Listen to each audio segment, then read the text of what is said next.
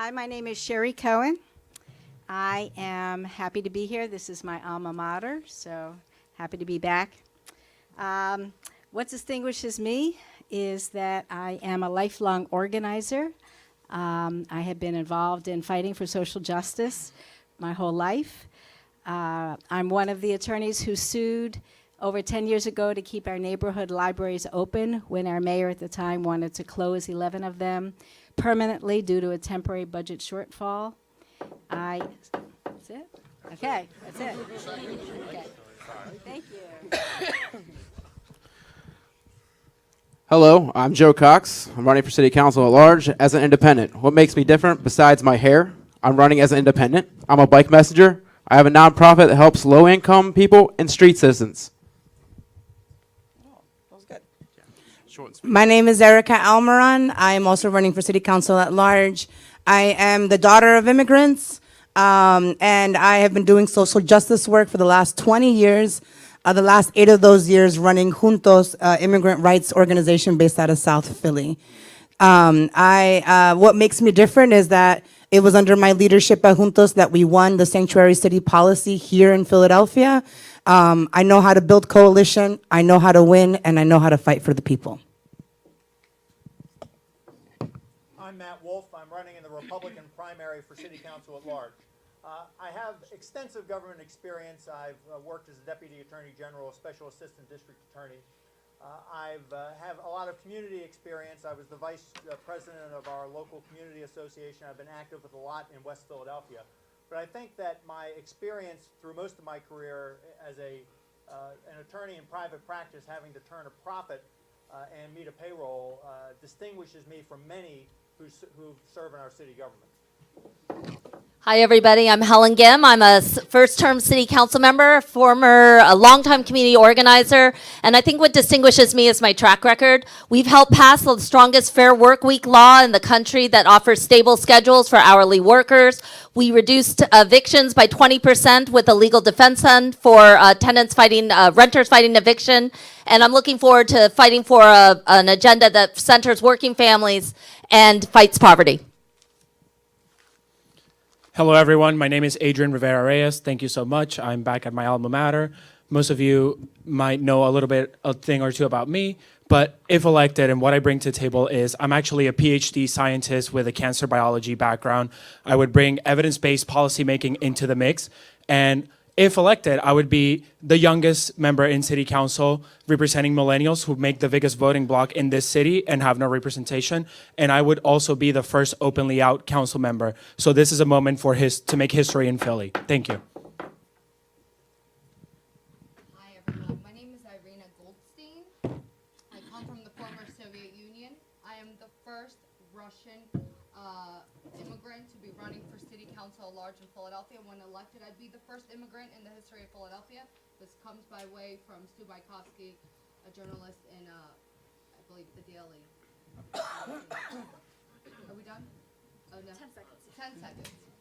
What makes me different is that I'm not a politician. I'm a small business owner, and I know what it's going to take from a fiscal standpoint to make Philadelphia the greatest it's ever been. Thank you. Hi, my name's Alan Dom. I'm a current council member along with some of my colleagues here. And I'm running because I love the city, that's it.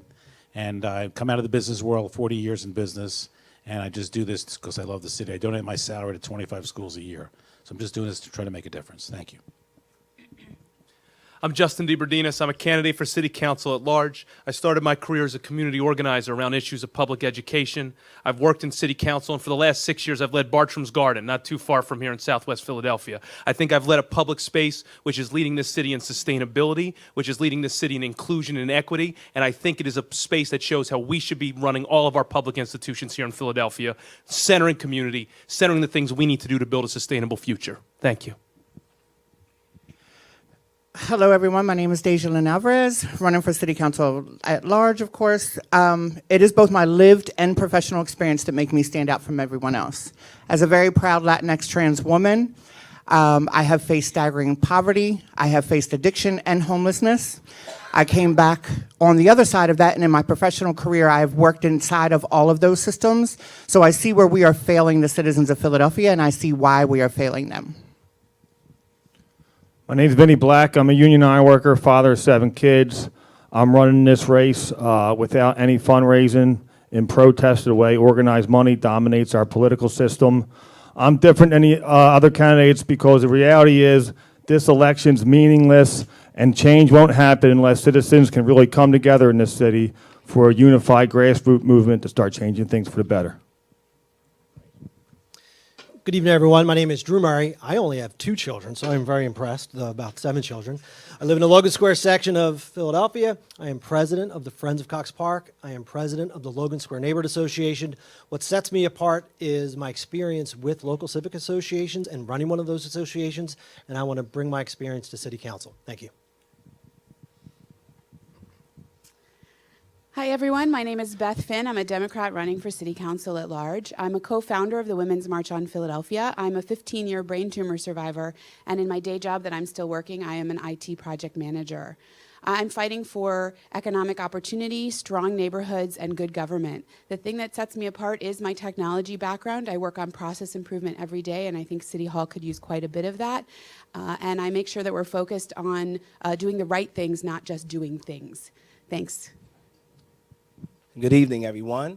My name is Fareed Abdullah, and I am running for City Council member at large. I'm running off of education reform, criminal justice reform, and also community stabilization. When you see what's going on in the city of Philadelphia, you see a lot of people who are not put in the mix or the forefront. What sets me apart from the rest of the candidates is that I am not focused on the political process, but more of the people's process. Thank you. All right, we would like to thank all of our candidates again for coming. So now we're going to transition into the formal questioning period. We will start at the other end this time. So according to census data from 2010, more than a quarter, or about 400,000 people live below the poverty line in the city of Philadelphia, which is about $19,700 a year for an adult with 2 children at home. Although much of this issue is affected by national policy decisions, as city leaders, what would you do to address the complex problem of urban poverty in Philadelphia? So that's a great question. Yes, there is roughly around 400,000 people in the city of Philadelphia that's below the poverty line.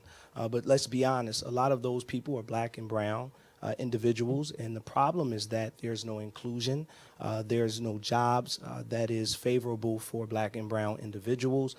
Even within the communities where a lot of these individuals are suffering, they do not run their communities with businesses and also entrepreneurship that you have so many of these individuals who are seeking just for liberation. They're not able to get that. So in order to change that, we have to include everyone to have equal rights. Thank you. Just a reminder that these 4 formal questions are also 30-second answers. All right, well, I guess I'll start. To address poverty, I think we need a multi-pronged approach. It is a complicated problem. But one of the things I'm fighting for is a $15 minimum wage. If we can create good jobs for people that pay a living wage, they will have more money in their pockets. They won't have to work 2 or 3 jobs to make ends meet. And they'll have more time at home to spend with their families. They can also then take that money that's in their pocket and spend it in our stores and in our businesses and in our restaurants and improve the economy from that perspective too. So that's one of the many things I think we need to do to address poverty in the city. So I always tell people we need to educate ourselves out of poverty. And I believe, actually, I know it starts before our children even get to grade school. So I believe the best way to get out of poverty is to start and continue, I should say, the universal pre-K program. We need to start educating our children before they get to grade school. And so they are prepared once they get to grade school, then they're prepared once they get to high school, and then after high school, they'll be prepared to either get a job or go to college. Thank you. Solving the problem of poverty in under 30 seconds. That is quite an obstacle here. So I am going to pass. I'm going to answer this question when I answer the longer form question of dealing with gun violence, because I'm going to need a little bit more than 30 seconds.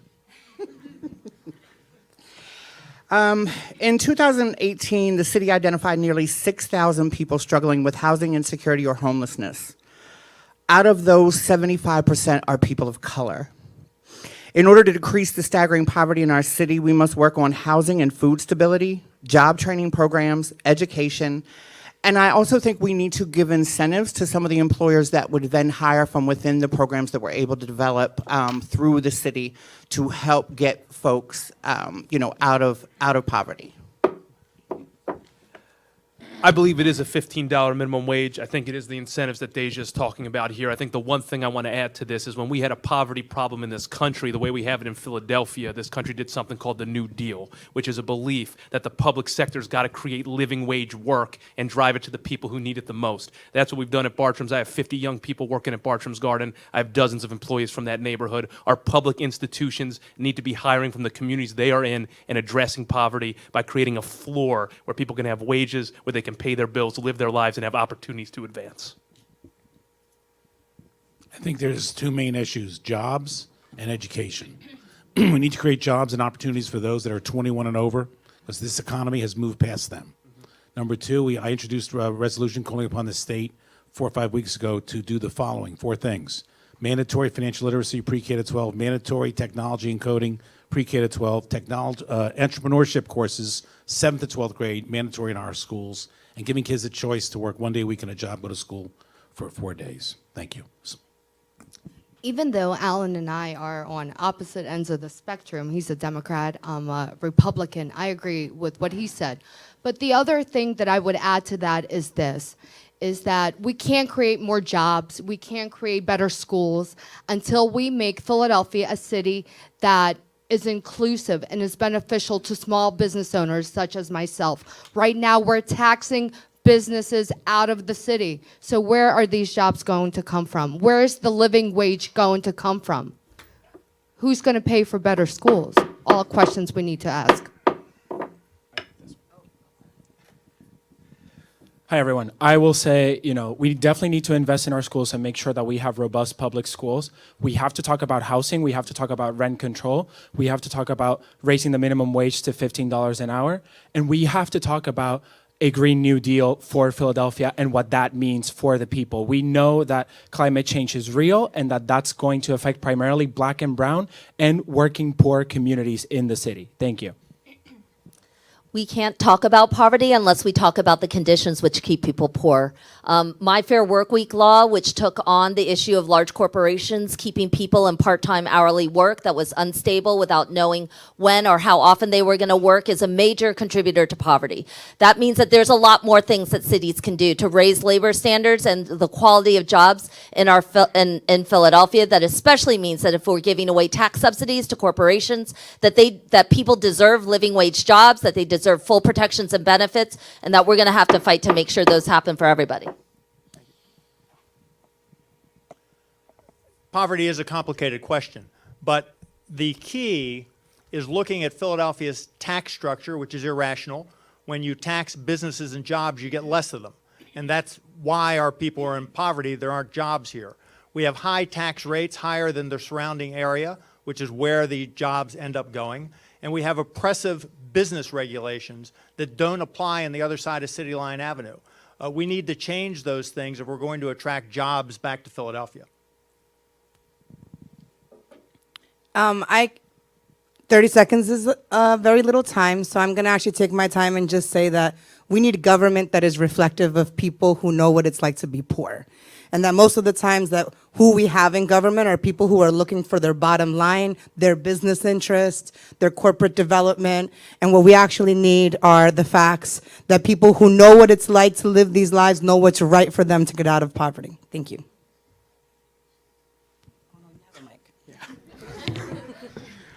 I believe we should work to raise the minimum wage to $15 an hour. We should establish rent control and expand on the good cause legislation. We should work to give street citizens jobs.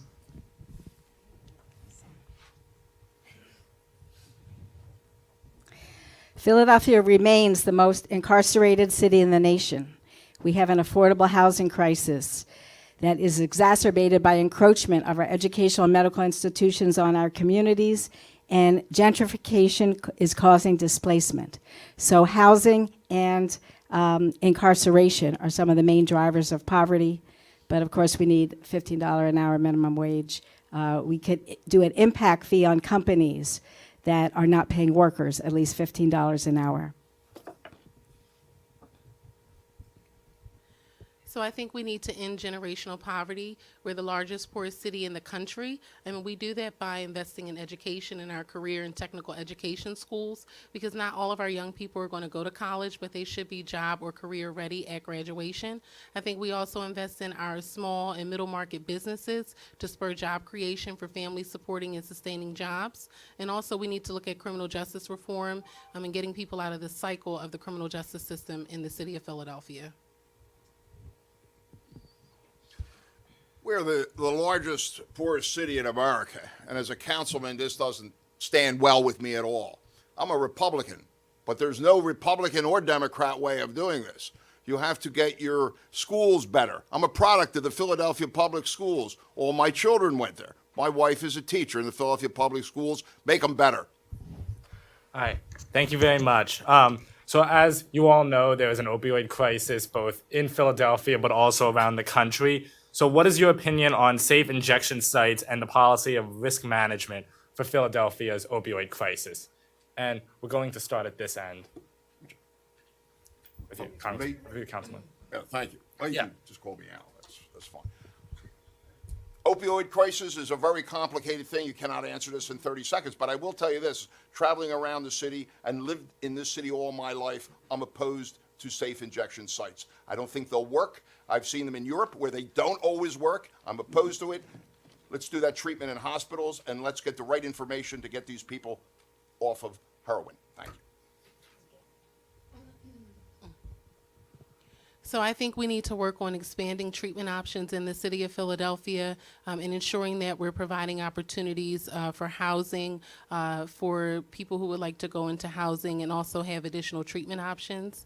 I also think that we need to consult the community when we're talking about the safe injection sites to ensure that we have a community-based plan.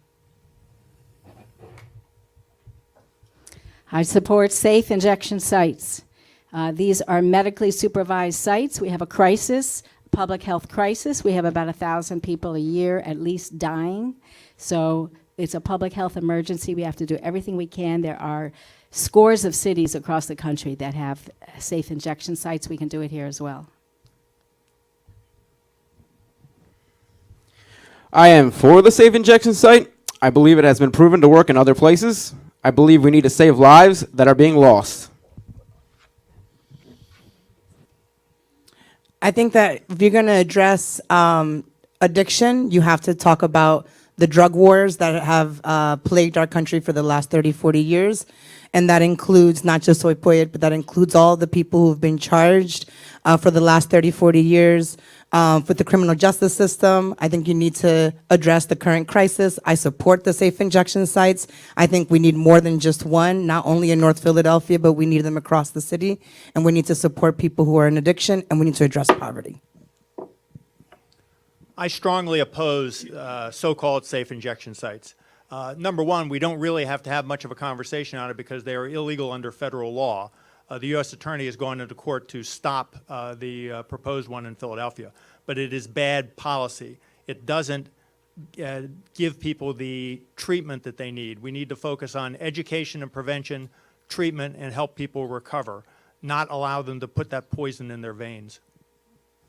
Okay, 1,200 people died last year in Philadelphia, 50% more than the year before. Every single one of them was a brother, a sister, a mother, a daughter of somebody in our city. I support safe injection sites because they are proven to save lives. They are not a treatment to the opioid crisis, but they will stop people from dying on our streets, and that level of cruelty cannot stand in an American city that has any sense of moral values. That being said, we got to fight to make sure that we put more effort into treatment, especially at the community-based level. We've hollowed out support centers for people. We need mental health supports and treatment centers in our communities. This is not about what we believe or we don't believe. This is science, this is facts, this is data.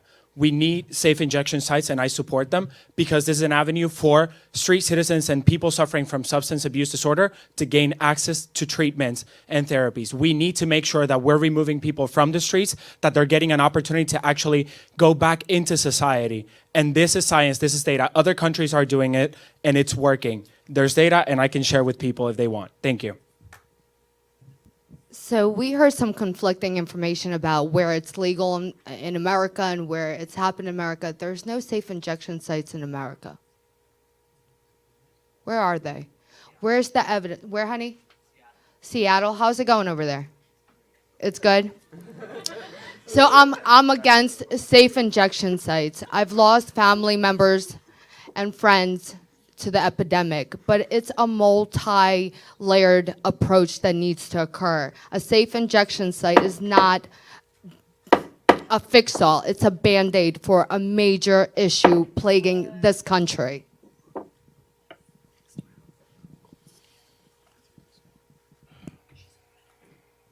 I would say this. I think the marketing of this, we should change the terminology, and I would rather refer to them as overdose prevention sites. Just using the word safe injection is the wrong marketing. So it should be overdose prevention sites, number one. Number two, and I would be in favor of them providing they're supervised in hospitals. My time's up? Okay. Anyway, thank you. I'm from the area where this epidemic is happening. There's something pretty insane happening on the other side of Philadelphia for folks who haven't seen it. There are literally hundreds of people dying on the streets, well over 1,200 last year.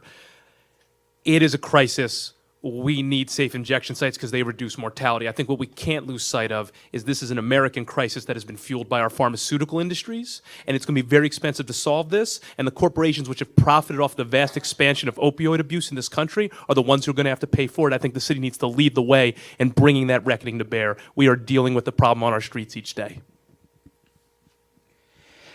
I am pro safe injection sites. They not only save lives, but change lives. I think we need to communicate more effectively with the citizens of Philadelphia what exactly a safe injection site is, as apparent by some folks on this panel. It's not being communicated correctly. There are wraparound services available in safe injection sites. It is not just a place someone goes to get high. There's already data out there on how they are effective, how they save lives, and how many people they are actually able to get into recovery while they are in these safe injection sites. Until we address the root causes of alienation beneath drug abuse, pressures that are growing, not diminishing in this technological phase transition we are going through, we will not make progress against this drug scourge. That being said, if safe injection sites came alongside with free rehabs, I would be more amenable to supporting them. I believe addiction is a disease and has to be treated as such, and I think there needs to be funding on a federal, state, and local level, but I am absolutely opposed to injection sites. I think they enable the users, and I think they are detrimental to the communities where they would be. And if they do get passed, I would ask City Council and the Planning Commission to make a requirement that these sites have a variance so that at least the community has input before they're placed in their communities. Thank you. Science-backed studies show that safe injection sites do not increase crime in the neighborhoods where they are, and they save lives. I'm in favor of saving lives through safe injection sites and other harm reduction techniques. Saving lives should be our ultimate, most important goal. That being said, there are also other services that we need to improve. We need to address the underlying root causes of addiction, whether that's a mental health, poverty, or whatever else is causing it. We need to make sure that those services are available for people to address their underlying addiction. I am in favor of safe injection sites, but we have to understand that it's very difficult to remove people from doing drugs.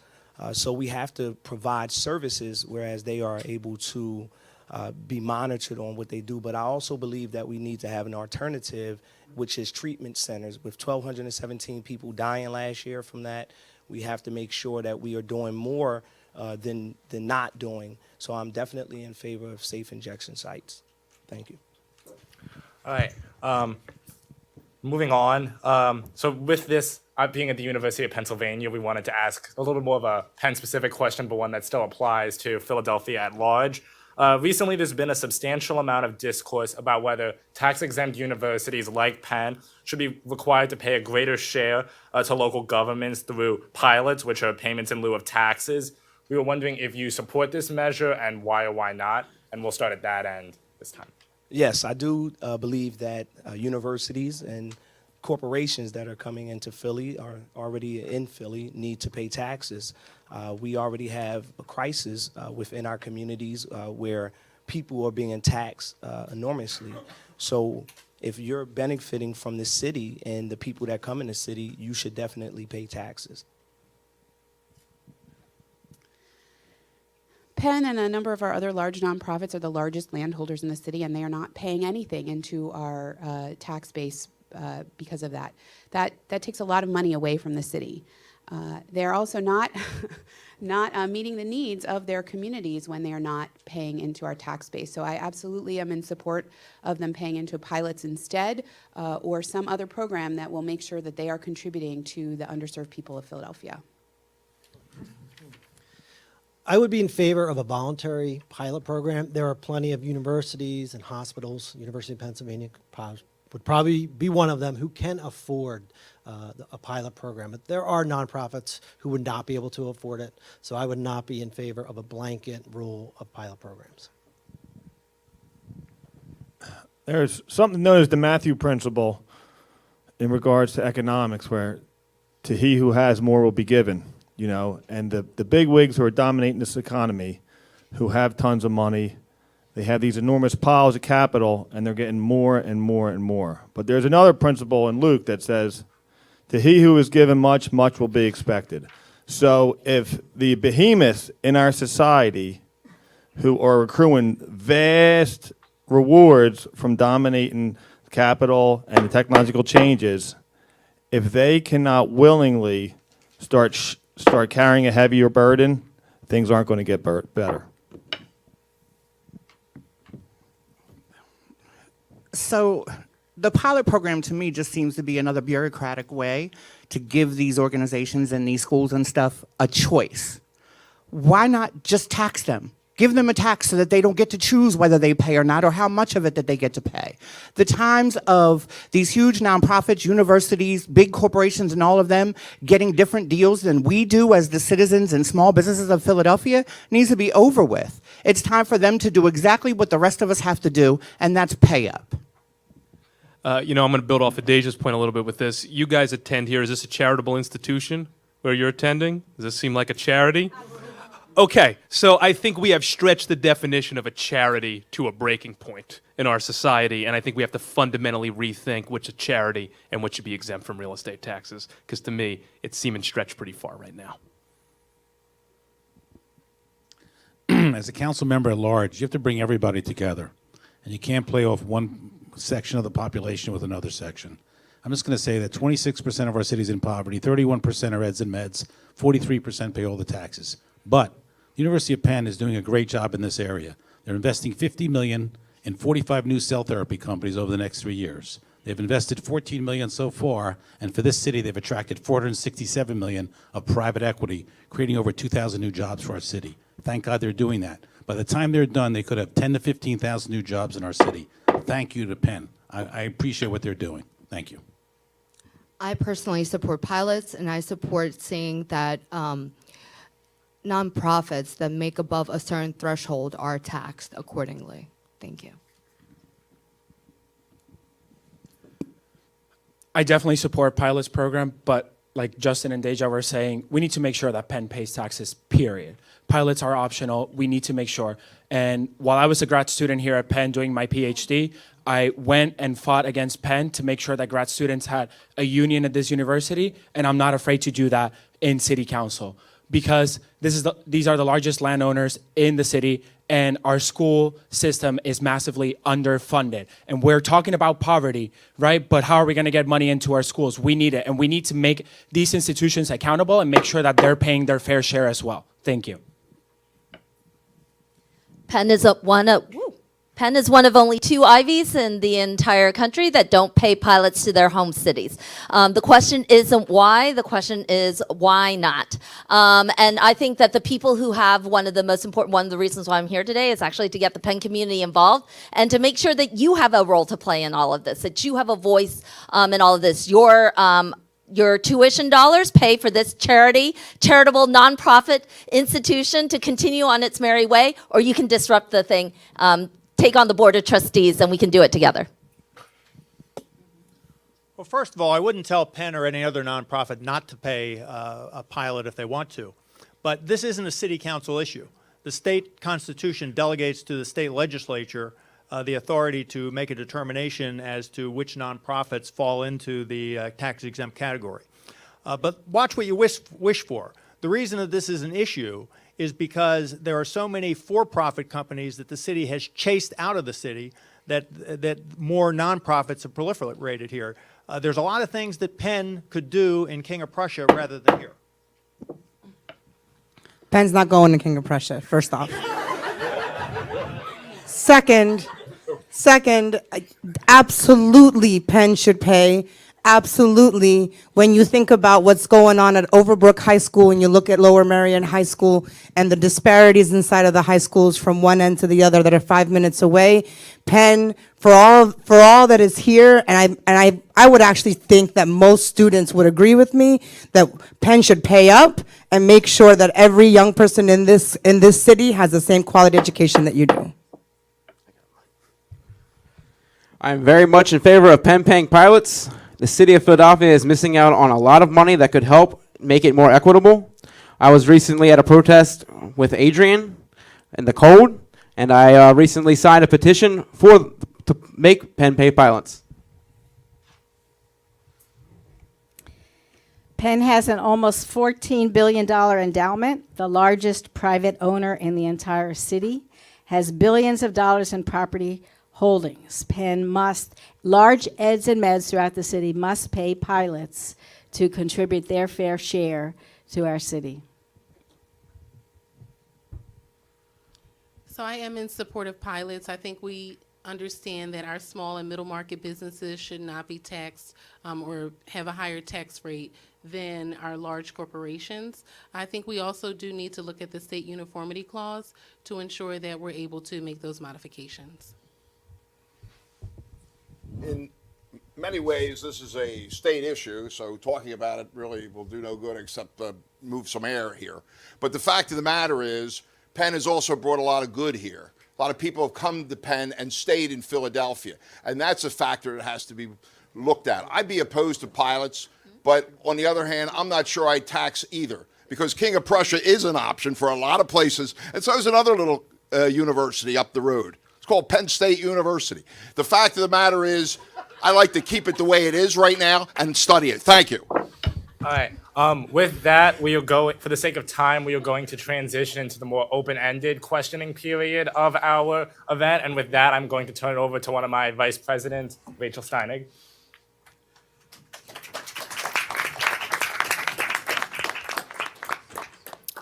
Thank you all for being here tonight.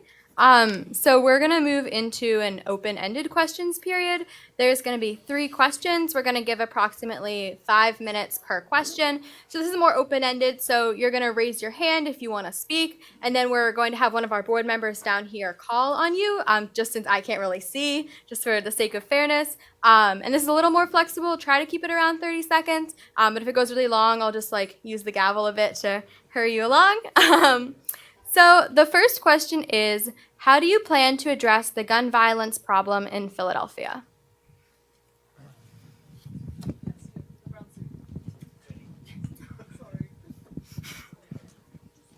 Gun violence related to poverty. When I hear the word poverty, I think of a lack of money, but the reality is far darker than that. The inability to meaningfully participate in the economic life of society is directly connected with the inability to financially sustain a family, which is intimately related to individuals not assuming positive roles in their community. And so the sooner that we raise our children into these most crucial of networks, that of family and that of community, we pour the poisons of shame, trauma, rage, and division, and the result is hopelessness and violence. and this has not happened in the vacuum. For the past 40 years, a poisonous ideology has consumed our economic elites. The obsession with shareholder returns and the elevation of self-interest to the number one virtue. And we're coming to the crossroads as a people. Are we going to continue down the road of selfishness, or do we make a turn towards brotherhood? Conservatism has failed us. Conservatism paid lip service to the family, but in reality it took a knee to the almighty dollar. Liberalism has failed us. It paid lip service to the marginalized while consciously evading the reality that government programs cannot compensate for the primal networks of family and community. I shall finish. We need the new vision that has the strength to unify our people. Real leadership means no one is getting left behind, whatever sacrifices that may entail. To the extent that we as the people can establish a kinship with the marginalized in society, and I'm not talking about intellectual agreement, Sir? I mean physically standing shoulder to shoulder in the communities that have suffered, Sir? a grassroots movement towards kinship and brotherhood. Only then do we solve the problems of gun violence. Then and only then do we solve the problems of poverty.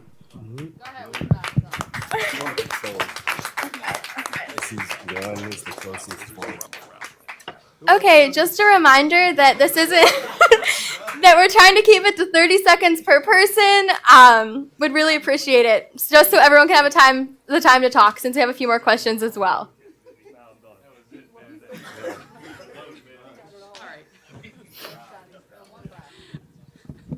Well, I'm not sure it's smart to go right after that, but I'm going to do it anyway.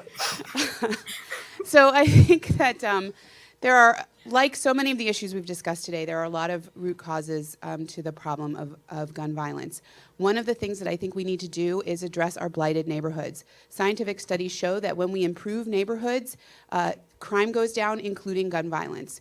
We can take money that, it costs us a lot of money to build brand new affordable housing, but if we could improve the houses that we have and make them fit for people to live in, that would improve the neighborhoods, that would reduce the violence, including gun violence. I think that's one of the things we should do to start to address it. That's something we can do on a city level that doesn't need the state's involvement.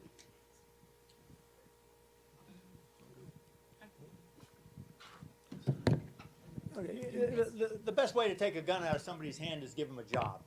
And that's why we need to change our economic program to bring jobs to Philadelphia. The second best way is to put people who are convicted of gun violence away for a long time. And if Larry Krasner, our district attorney, won't do it, these matters can, under some circumstances, be referred to our U.S. attorney, who I believe will. So for me, I take this issue very seriously. I'm a mother of young children. I have a 2-year-old son, a 4-year-old daughter, and a 13-year-old daughter.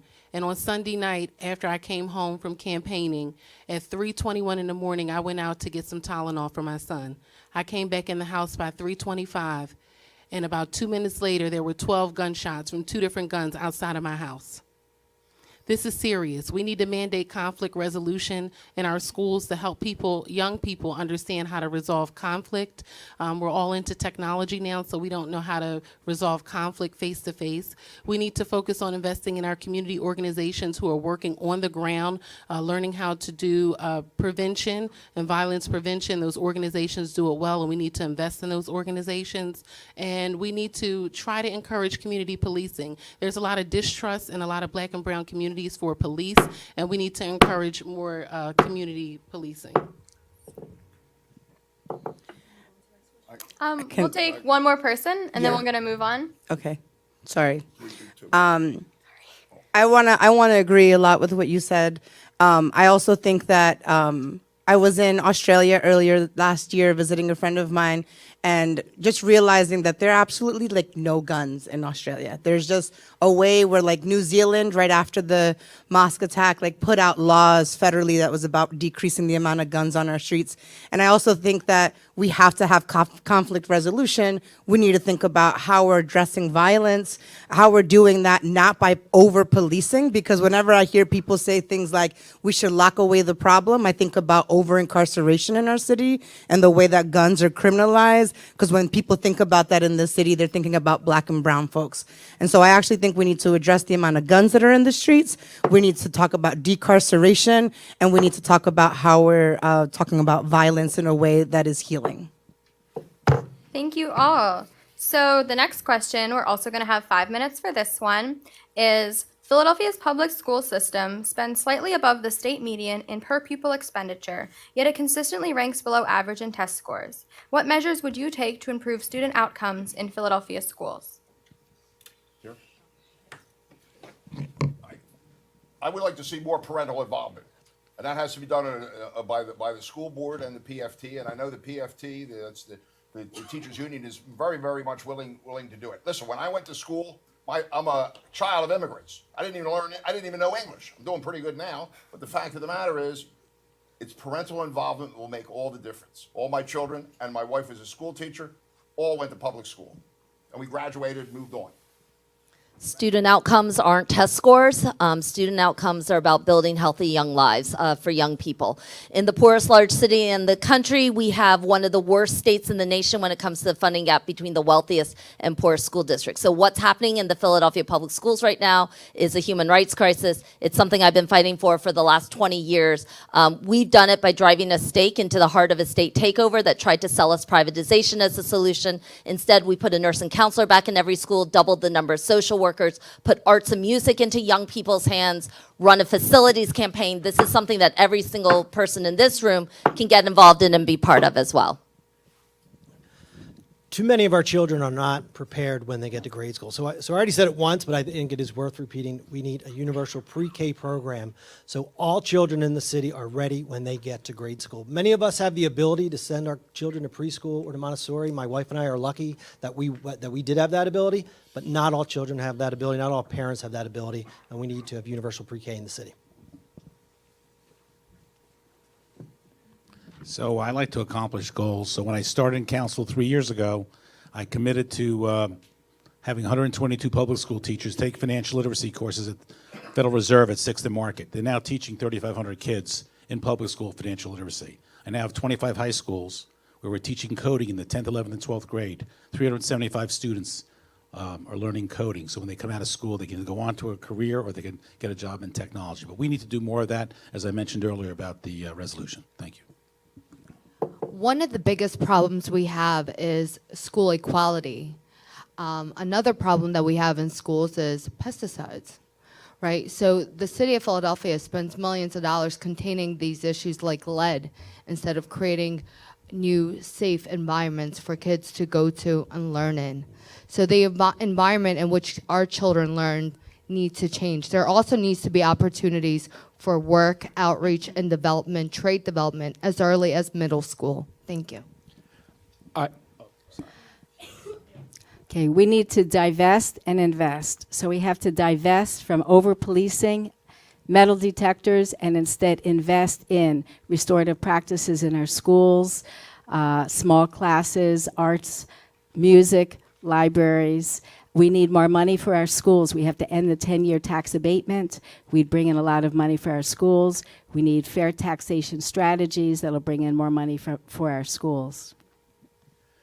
I want to say, to summarize and add, we need to fund our schools, right? We need to talk about putting more counselors, more social workers, and having smaller class size for our children so that they can actually be in an environment where they can learn and thrive, right? But we also have to talk about toxic schools and what that means and how we clean them up. I don't know if I was misunderstanding my colleague over here, but we need to talk about that because that is a healthcare problem, and our children are going into toxic schools that are covered in asbestos and lead paint, and that should be a priority. This is the future of our city and our country, and we need to make sure that they're in a good space and learning in the right conditions. Thank you. Yes, our kids definitely need to be treated as equals. It's not that the kids don't want to learn, it's how they learn. These children who are suffering, who are failing, they need life skill training. So we need to add that into the curriculum where they're dealing with a lot of trauma because of what they see in their environment. So if we're going to change the trajectory of what our children are going through, we have to change the curriculum and give them tools that will give them a way out of their environment. So they need life skill training and programs to make them do better. We'll take one more and then we'll move on to the next question. Public education and public schools should not be synonymous terms. I feel strongly that good charter schools should be supported. There are tens of thousands of students on wait lists for charter schools, where Strawberry Mansion High School, which was built for 1,800 the other day, the newspaper reported has under 200 kids. Expanding it further to allow scholarships for private schools would give parents even more choices, which is what we need. Thank you. So our last question is, what can Philadelphia as a city do to combat climate change? I think we can start by not building a liquefied natural gas pipeline or that facility here in the city of Philadelphia. I want to thank Helen Gim for standing up for this already. More people need to stand up for that. The future of this city or this planet is not in fossil fuels. We are running out of time. We need to not double down on that and instead double down on the fact that we own a gas company here in this city. The people of this city own a gas company, and we could demonstrate one of the most sustainable paths forward for America right here in Philadelphia. I think that's the flip we need to do. By establishing a Green New Deal here in Philadelphia, we would be the first city to do that and a pioneer for the country. We must and we have to, right? We know that the United Nations gave us 12 years before catastrophic climate change is going to afflict everyone in the planet. We know that this is a poverty issue, that if we continue on the track that we're on, by 2080, Philadelphia will be 9 degrees hotter, and what that means is that a third of the city will be underwater. And we either start investing in decarbonizing our entire economy and our city's economy and moving to renewable energy sources before we get to that point. Thank you. There are a lot of things, big and small, that we can do right here in Philadelphia to address climate change. On the big end of the scale, we need to push for going to 100% renewable energy in the next 10 years. It's an aggressive goal, but it's a very challenging problem, as Adrian pointed out.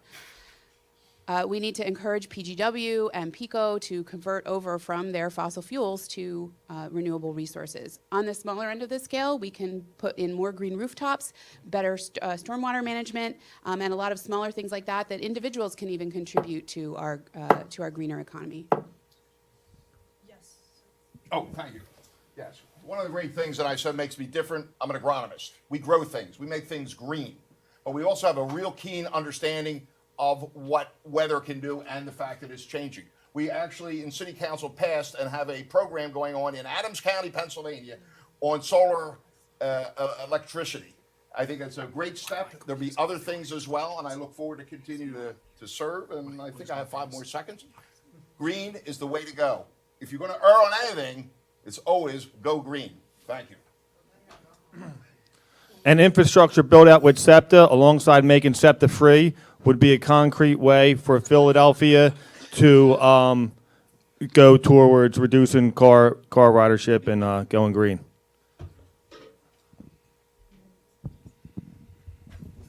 Yes, we need a Green New Deal for Philadelphia. First, we have to stop fossil fuel infrastructure. As Justin mentioned, we do not need to be starting new fossil fuel infrastructure like the LNG plant at PGW.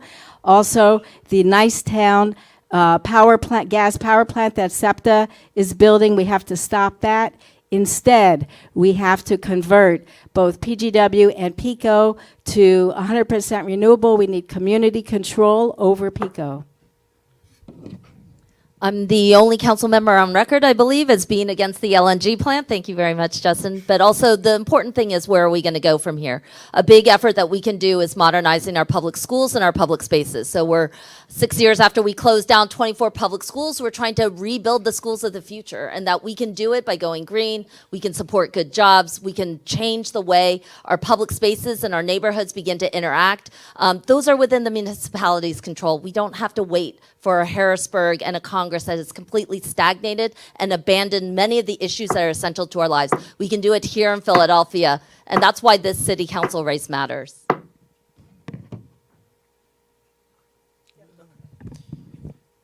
We need to increase the LEED certified buildings in the city of Philadelphia. And one way to do that is to incentivize more for developers, whether it's through density bonuses or floor area ratio bonuses. But that's one aspect where we can increase the LEED buildings in the city of Philadelphia.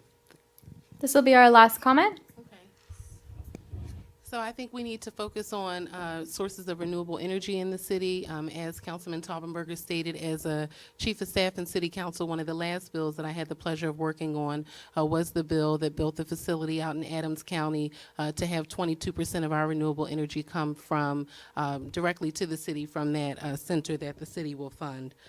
Also, I think we need to focus on additional bills like our energy benchmarking bill, ensuring that all of our city buildings are lead-free and lead-safe, and ensuring that we're working with the administration on actually reaching the goals of the GreenWorks plan. Thank you so much. I'm going to invite up Sarah Ruth, the president of the Penn Political Union, to moderate the audience question period.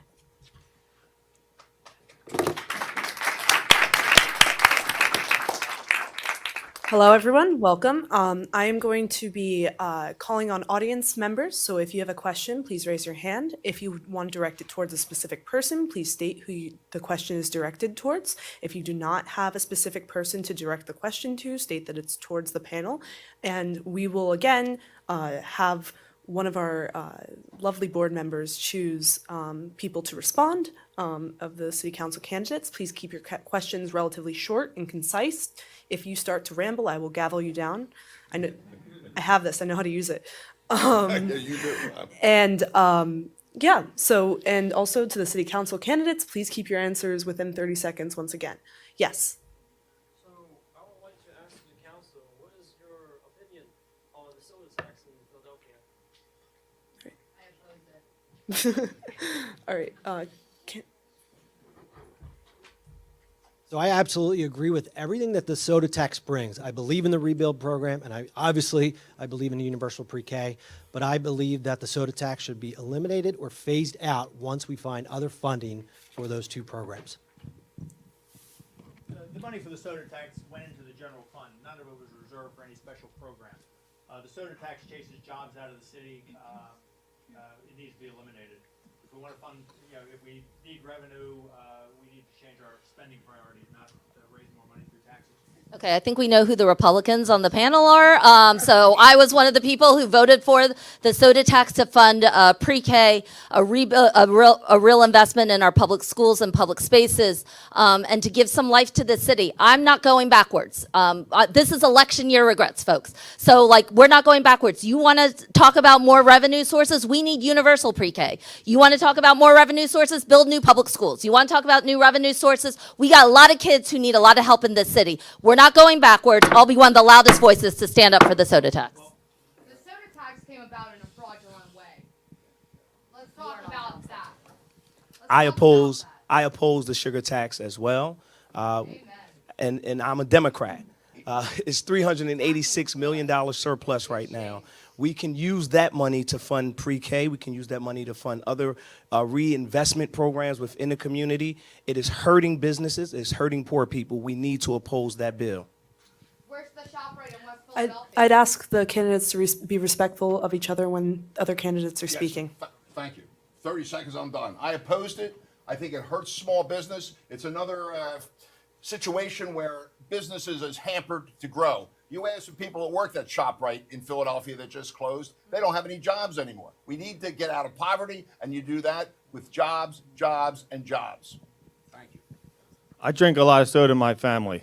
I go to Save-A-Lot in Cheltenham. I pay 73 cents for a 2-gallon. If I get a 2-liter from my pizza store in my neighborhood, it's $4. Everyone who has the means goes outside the city to buy their soda. So the reality is it's people who are trapped in the inner city, poor people who were putting the tax burden on paying for pre-K. We ought to be ashamed of ourselves that Penn is skating with $14 billion, and we're putting the tax burden on that 26% poverty rate that we got. It's shameful. They're choosing the candidates to speak. So I did support the soda tax. I do support looking at the tax because I think there's a point of elasticity. It's 1.5 cents. We've lost 42% of our sales to Bucks County and the suburbs. Maybe if we lower it to 0.8, we'll get the same revenue. We should at least study it because we want the jobs and the business in our city. And as a council member at large, we have to satisfy both sides. You got to come to the middle. Can't be on the left or the right. You got to do what's good for the whole population. So that's why I'm suggesting we look at that elasticity. Thank you. This will be the last answer for this question. I'm with Helen and I'm with Mayor Kenny on this. If we didn't have this tax, we would not have expanded pre-K, and we would not be making a once-in-a-century investment in our public spaces. That's the reality of it. That's the reality. We need to do those things, and we need to do more. All right, that was the last answer for that question. Yes, I will go to you right there.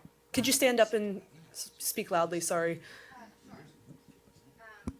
So on a similar page, what is your opinion about a potential plastic bag ban or a plastic bag fee in the city of Philadelphia, considering it would be an alternative revenue stream and would also be a way for Philadelphia to go green? Thanks for bringing that up. Actually, Philadelphians use 1 billion plastic bags a year. That is an insane number of plastic bags, if you ask me. I think we should ban plastic bags. Reusable bags are pretty easy to produce and easy to distribute, and I think that's the way we should go. We should ban the plastic bags. It would be another regulation that only impacts Philadelphia. If you think it's a good idea, go to Harrisburg, go to Washington. Don't put another burden on our businesses in Philadelphia and chase more jobs out of the city.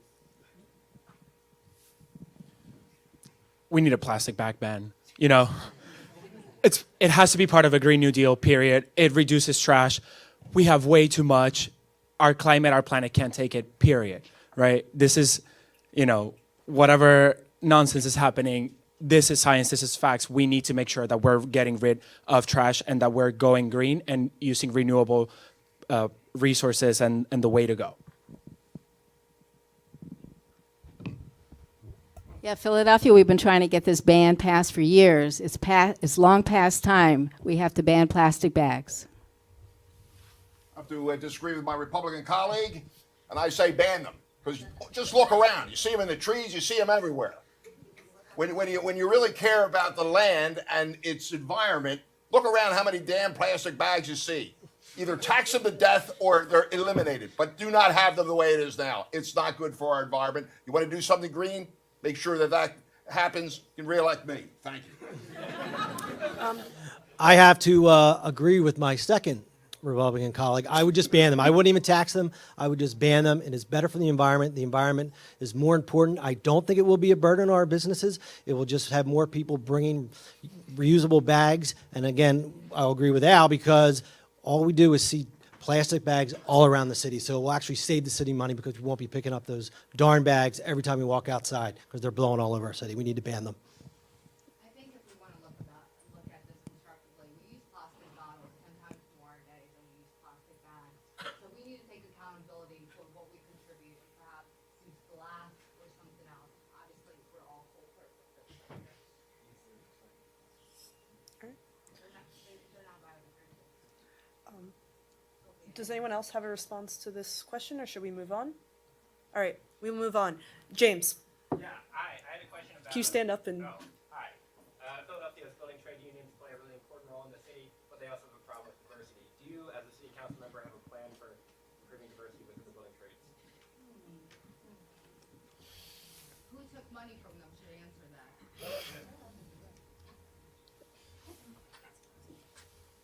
Yes, I did take money from them because they also have some rights as workers. But let me be very blunt about this. It is easier to get a minority student in the University of Pennsylvania, in Cambridge, any other school in the Ivy League to get them in the building trades. You got to just keep talking about it and force the issue because it can be done. And diversity, I would say they are working towards that. But you know what? It's not fast enough and it's not quick enough for me. Thank you. I'm not a big fan of forced diversity, but the building trades have proven that they have not been able to do it by themselves. The union carpenters have no women, they have no people of color. The electricians have very little females, very little people of color. So we need to have a plan. We need to force them. If they want contracts with the city of Philadelphia, then they need more diversity. And again, I'm not a big fan of forced diversity, but they've proven not to be able to do it on their own. I would say that labor in general, I feel like there's an issue where, I mean, I come out of immigrant rights work. I've seen lots of day laborers who aren't at all approached by anybody in the trades to think about how they could have protected jobs. We have lots of, I think the domestic workers bill that's been introduced recently by City Council is amazing. Domestic workers were not included in protections from labor laws. I think that what we need is to expand the unions, and we need to figure out ways where if there is racism inside of unions, then we need people who are willing to go in and boot out the guys that aren't willing to. Forced diversity doesn't work, but they must be able to figure out a way where they're working with our folks or they get out of the way. I do believe in forcing diversity within the unions, but I also believe that once they are within the unions, they need to be able to get jobs, because getting in is one thing, but getting employment is another, and that is a huge problem. You don't see black and brown workers on a lot of these sites, and you do have people who are in the union right now that are complaining that they can't even get work. So we need to make sure that we enforce that as well once we get them in. We don't need any more bones. We need some meat. All right. We're going to move on to another question. Oh. No, I want to move on to another question. Sorry, Justin. Sorry. Yes, could you stand up and ask your question? Are you going to make government more participatory? And if so, do you have any idea about how can city council engage more citizens? So I'm a co-sponsor for the municipal ID bill, which expands supports for a whole host of individuals to participate in city life and government. In terms of voting rights, I would be a fan, if I could, to lower the voting age and to continue to expand online voting and all these other things. I think we have a lot of work to do in Philadelphia around voting rights, to expand it and to inform voters, but also just to get automatic registration going, to move things so that when people apply for permits that they can automatically, or rental licenses, or move in, that they can obviously like register to vote right away and keep that going. I will say that the last couple of years that I've been doing social justice work, the things that have been the most amazing have actually been the idea of co-governance, and I think that my run is particularly that. I've been doing work building coalition, working with communities, building leadership so that we can change government. And that shouldn't just happen on the outside, but that should be happening on the inside so that people like me can get in and bring the people in with us. And so that they're the ones that are guiding policy, they're the ones that are deciding, and that's the kind of city that we need to build that's more inclusive of people's voices. I think we also need participatory structures within government. We need participatory budgeting, like it's happening throughout the world and in other cities, where the people of the city are helping to make decisions about our budgeting. We need community control of our land and resources. So in each council district, we should have an elected community board that is responsible for making decisions about land and resources. I think we have to look at how we can increase participatory democracy throughout our government. As we're seeing super PACs and other massive spending proliferate in American politics, cities in its country are experimenting with public financing. Seattle is doing a program where every single citizen has $100 that they can contribute to a political candidate during an election cycle. That is an amazing thing. I think programs like that would fundamentally change the nature and structure and inclusion and investment in democracy in this city. That's the kind of program I want to work to advance. All right, we're going to accept one more response, and then we will go to another question. I agree with Justin. I agree with Erica. I agree with Sherry. But we gotta go a little bit more and beyond, right? I agree with Councilwoman Gim. There's a lot that we can do at the city level, but there's also fights that we need to take to the state and make sure that we're expanding voting rights for everyone in the city and everyone in the state. And we can build coalitions with other counties to do that. But we need to bring in people into all the conversations and make sure that this is the most participatory process as possible. Thank you. Sir in the back, yes? My question is to everybody who's in favor of $15 minimum wage. Why stop at $15? Why not make it 50? Why not make it 100? Absolutely. And chase all the businesses that haven't already left. Leave. 15 is still All right. poverty after all the taxes in Philadelphia. Hi, excuse me, please. All right, for the people who, is there anyone who would like to answer that question? Yes. Yeah, if you look at the cost of living in the city, it takes a whole lot more than 15 an hour. It's like at least $22 an hour, say for. Yeah, well, we'll start at 15 and we're going to keep going up. Can I take a crack at that? Yes, they're the ones choosing, but Oh, absolutely. I'm sorry. It's okay? Okay. So to answer your question, I believe we need to encourage more entrepreneurship. Right now, 78.8% of the businesses in Philadelphia are owned by white people. 10% are owned by Asian. 2.4 African American. I always say you make a living working, you create wealth owning. We need to teach that entrepreneurship. I think that's absolutely key. I agree that $15 is not enough in this day and age, especially because a lot of places are phasing it in. I don't think we can wait to phase it in, and I think that 15 is just a start. We do need to tie it to the rate of inflation so that we don't get into the same situation again in another few years. People need to have a living wage in order to provide for their families and then have money to put back into our economy and our stores and businesses. I also agree with Councilman Dom that we need to encourage entrepreneurship. Understand that this isn't a city issue. The city has no authority to raise the minimum wage. That would have to be done at a statewide level. And I don't disagree that that conversation should take place, but understand that when you raise the minimum wage, you do lose jobs. That's a fact. You do get more money for those who benefit from it. Picking a number out of the air like 15 is not necessarily the way to go, but it's a state issue, not a city issue. So Yes, so I think, no, I'm going. So what I think is that we should have a $15 minimum wage, and it should be more. And I think the city should lead by example. I think the city of Philadelphia should mandate for all of our contracts when anyone hires someone to work on a project that we need to ensure that we set the rates that they should be paying people from a minimum wage standpoint. We should lead by example. So I'm kind of conservative in some ways while I'm progressive with the minimum wage. I believe in the family. And the overwhelming reality about a family is you need to have the economic force to sustain it. So it's all nonsense when we take a conservative view of supporting family values, but you don't give families the economic ability to have family formation, which is the basis of communities. And a lot of these companies in this city, they are billionaire corporations that are paying this terrible wage. The living wage jobs are gone, and we need to support the working class. All right, we're going to move on to another question. Let's see. You in the back, ma'am? I'm Danielle.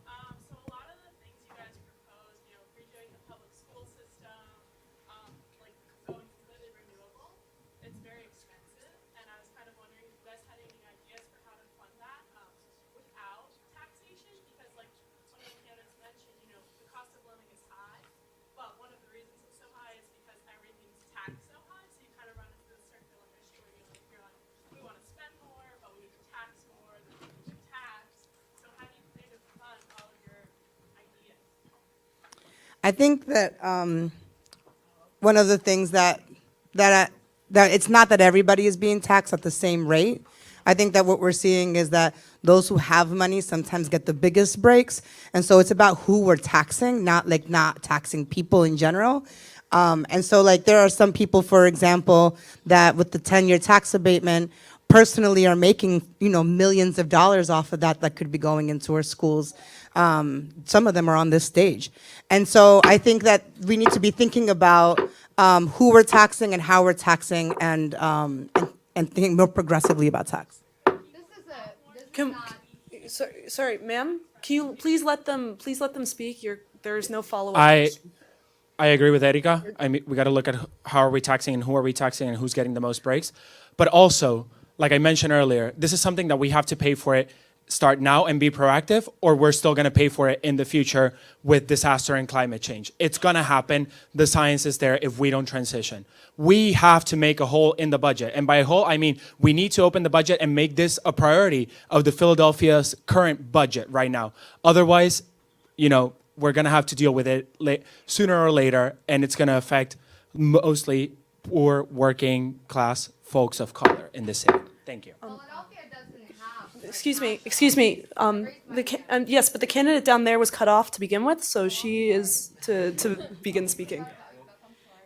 That's all right. I am trying not to be forgettable. That's Beth Finn.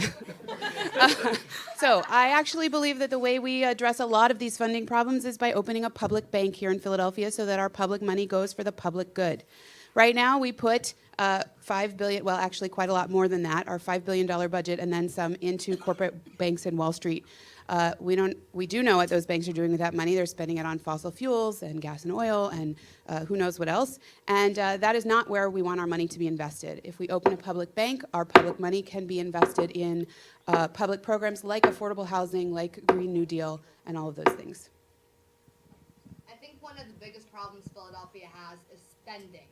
We have people who sit on city council, don't show up to budget meetings, work part-time, and then they complain about not taxing enough small businesses like myself who do show up for work every single day. So we need accountability from City Hall on their spending. They take enough from us. Let's talk about how they spend it. There's charters and there's divisions of City Hall that haven't been audited as needed to in over 2 decades. Schools, for one. I'm going to give you a very Republican answer because I am a Republican. We need more tax revenue in this city. And how do you do that? You actually decrease taxes. We need to lower the wage tax. We need to change the way we tax businesses. We need to get rid of the gross revenue tax. More businesses will come, more jobs will come, and tax revenue will actually increase if we decrease the taxes that we put on our citizens and our businesses. Sumant was choosing.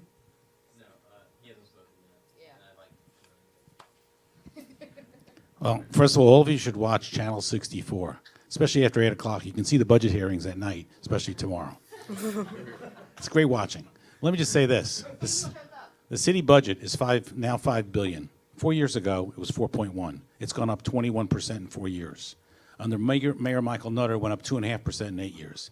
This is the largest increase in spending we've seen in the history of the city in the last 4 years. 21% against inflation of 5.25%.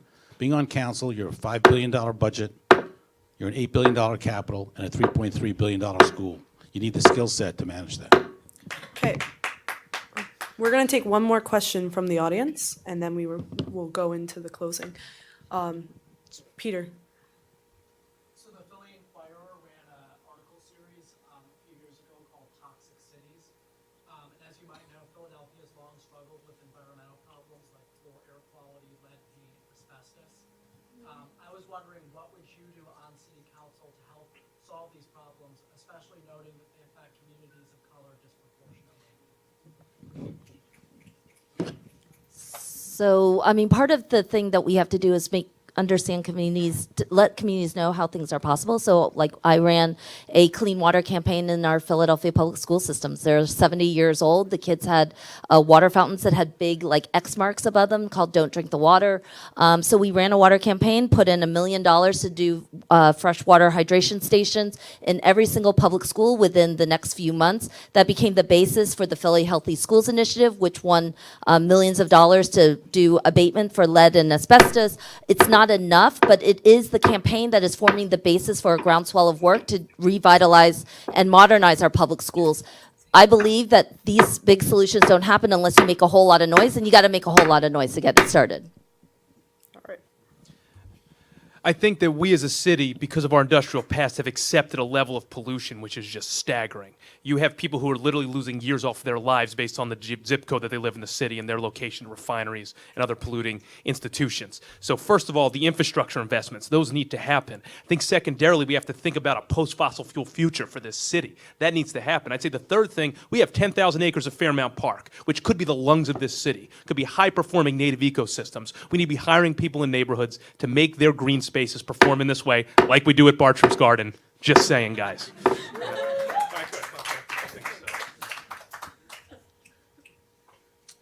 Are there any more? Yeah, I'm a tenant rights lawyer, and I've been focused in recent years on lead law enforcement. So this is a law that is to protect children in families where children are 6 years and under. And the idea is the landlord is supposed to get an inspection, and the house is supposed to be rendered lead safe before a family moves in. So we are seeking to expand this law now in City Council to apply to all households, because just because a family is living in one household, even if it's lead safe there, the child is visiting other households. So that's just one thing that needs to happen to help make the city a lot healthier. Thank you for bringing that up, Sherry. I was actually the legislative aide in Philadelphia City Council who drafted the lead-safe, lead-free bill. I think we need to focus on ensuring that we keep our children healthy and safe, and one way to do that is by focusing on expanding our lead bills and our lead laws. We recently, of course, I left council, but I was a chief of staff working on the bill that recently required that city buildings are lead-free and are lead-safe. So I think that's one way to do it. So thank you for bringing that up. All right, with that, I would like to welcome up our president once more, Justin, and I would like to welcome up Jackson, our vice president external. Internal? Internal. Sorry, Rachel. All right.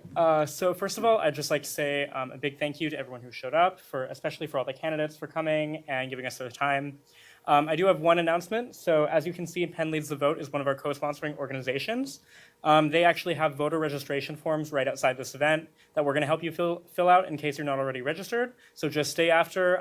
It's on one of the tables over there. And yeah, thank you for coming. Yeah.